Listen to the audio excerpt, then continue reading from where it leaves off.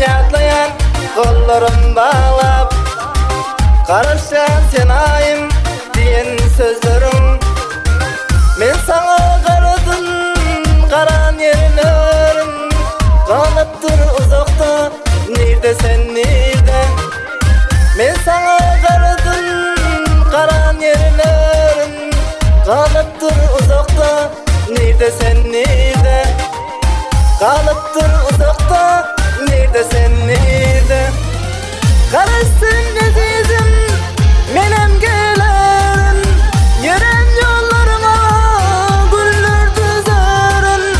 Elmudam hemişe yadlap gezerim Ömrümün kuncusu nerede sen nerede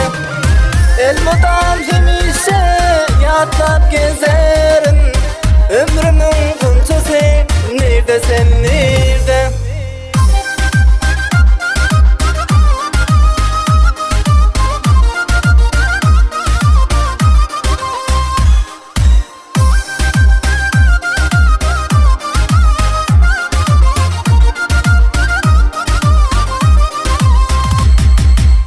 Aşık men sevgilim karayan daştın Geceler uklaman gözlerim yaştın Duysam da azizim